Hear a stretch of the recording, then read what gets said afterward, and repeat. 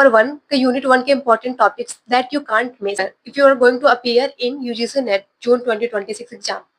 मैंने 4 अटेम्प्ट दिए हैं और बहुत सारे प्रीवियस ईयर क्वेश्चंस लगाए हैं। On the analysis of that all के बेसिस पे I am here to tell you guys कि कौन से टॉपिक हैं जिनसे बहुत सारे क्वेश्चन आते हैं पेपर 1 यूनिट 1 में, दैट इज टीचिंग एप्टीट्यूड। तो सबसे पहला है ब्लूम टेक्सोनॉमी। ब्लूम टेक्सोनॉमी से बहुत सारे क्वेश्चन आते हैं। इट्स एग्जामिनर का फेवरेट टॉपिक, किसी न किसी पेपर में मिल ही जाता है। उसमें ये 3 डोमेन्स जो है ब्लूम टेक्सोनॉमी में, कॉग्निटिव, साइकोमोटर और अफेक्टिव डोमेन, इससे बहुत आता है।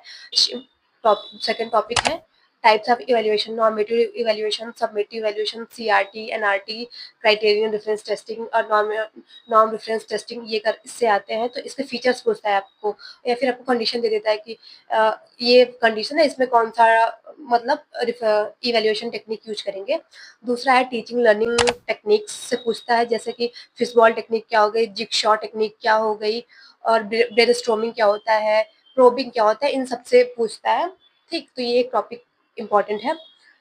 एक इम्पॉर्टेंट टॉपिक है लर्निंग मैनेजमेंट सिस्टम। इसमें आपको लर्निंग मैनेजमेंट सिस्टम के नाम दे देता है और मतलब पूछता है इसमें से कि कौन सा लर्निंग मैनेजमेंट सिस्टम है, कौन सा नहीं है। जैसे स्कूलोलॉजी हो गया, मूडल हो गया, कैनवास हो गया, तो ये कुछ लर्निंग मैनेजमेंट सिस्टम है। और इसमें कुछ थियरीज पूछती है, जैसे cognitive development theories, behavioural theories, Jean पियाजे की थियरी, बीएफ स्किनर की थियरी, आइवन पेवलर की थियरी, इन सब से कुछ कुछ क्वेश्चन आते हैं।